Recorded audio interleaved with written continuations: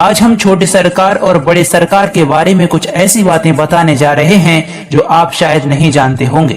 तो बदायूं शहर से आज का ये वीडियो लेकर के आए हैं। बहुत ही नॉलेज भरा वीडियो है, तो आप शुरू से आखिर तक बने रहें और इस वीडियो को लाइक करके ज्यादा से ज्यादा शेयर करें ताकि आपको इस वीडियो को शेयर करने का अजर मिले और सवाब की नियत से शेयर करें और आप छोटे और बड़े सरकार के बारे में पूरी जानकारी पहले जान लें। हजरत सुल्तानुल आरफीन साहब का जन्म 1215 ईस्वी में यमन में हुआ था। ये अरब के ही शाही खानदान से संबंधित थे। बचपन से ही इनकी रुचि धार्मिक विषयों में अधिक थी।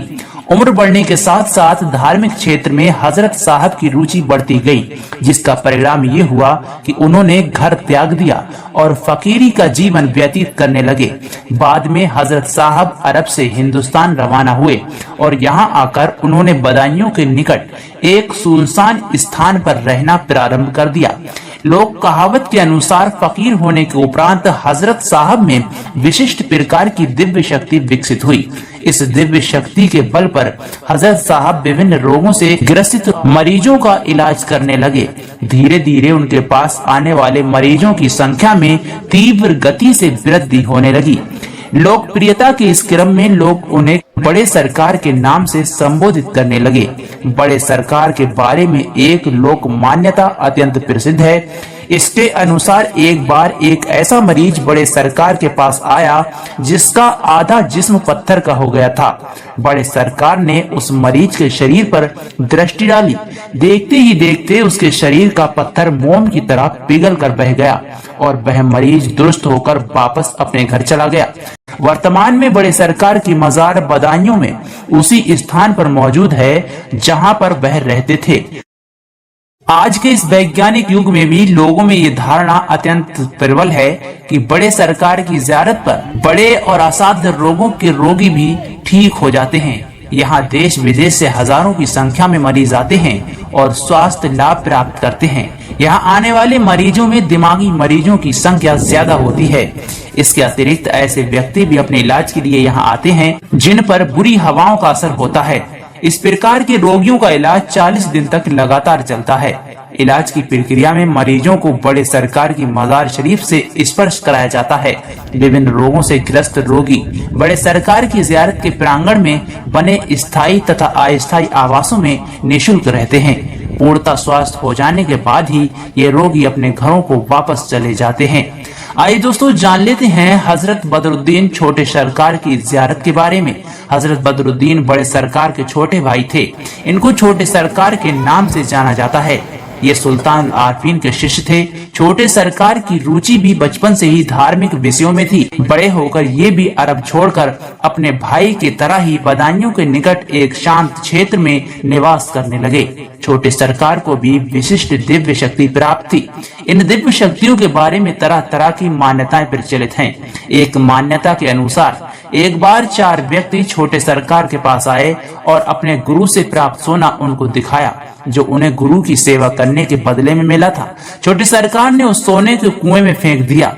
अब छोटे सरकार ने उन 4 व्यक्तियों को आदेश दिया कि वे बाल्टियों में उस कुएं का पानी भर कर लाएं। उन 4 ने ऐसा ही किया। अब छोटे सरकार ने अपनी दिव्य शक्ति का प्रयोग करते हुए 4 बाल्टियों में भरे पानी को सोने में परिवर्तित कर दिया। वे 4 व्यक्ति अत्यंत प्रसन्न हुए और अपने घरों को लौट गए। छोटे सरकार की इस फानी दुनिया से जाने के बाद उनके मुरीदों ने उनकी मजार शरीफ का निर्माण कराया जो बदायूं नगर के समीप स्थित है। एक मान्यता के अनुसार छोटे सरकार की मजार पर मुगल बादशाह अकबर भी आया था।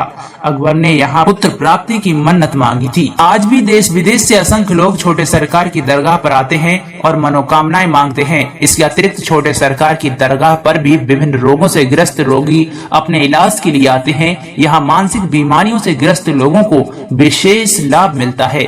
छोटे सरकार की ज़ियारत पर बुरी हवाओं के प्रभाव से ग्रस्त लोग भी अपने इलाज के लिए आते हैं। तो दोस्तों उम्मीद करता हूँ ये जानकारी आपको पसंद आई होगी। यदि आपको जानकारी पसंद आई है तो आप जल्दी से वीडियो को लाइक करके शेयर कर दीजिए ताकि ये जानकारी और लोगों तक भी पहुंच जाए और वो भी इस वीडियो का फायदा उठा सकें। छोटे सरकार में एक कुआं है जो परियों वाले कुएं के नाम से मशहूर है। इस कुएं की करामात ये है कि इस कुएं में नहाकर औरतें अपनी गोदें खुशियों से भरती हैं। हिंदुस्तान के शहंशाह अकबर एक बार अपनी बीवी महारानी जोधाबाई के साथ तशरीफ लाए थे कि उनके कोई औलाद हो जाए। इस ख्याल से वह यहाँ पर 3 दिन तक रुके और महारानी ने 3 दिन तक नहाकर दरगाह शाही विलायत में दुआ मांगी। अकबर बादशाह को रात में बशारत हुई कि आपका काम यहाँ नहीं बनेगा, आप हजरत सलीम चिश्ती रहमतुल्लाह अलैह की खिदमत में हाजिर हों। अकबर महारानी को लेकर फतेहपुर सीकरी तशरीफ ले गए और वहां उनकी दुआ कबूल हुई। कुछ अरसे के बाद उनके एक लड़का हुआ। अकबर ने उसका नाम सलीम रखा और फतेहपुर से वापसी में बदायूं आए और परियों वाले कुएं को जो कच्चा बना हुआ था पक्का तामीर कराया, जिसमें आज भी एक पत्थर नस्ब है। यहाँ का चिल्ला 7 बुद्ध का है। यहाँ नहाने से खुदा के हुक्म और सरकार की दुआ से सूनी गोदें खुशियों से भर जाती हैं।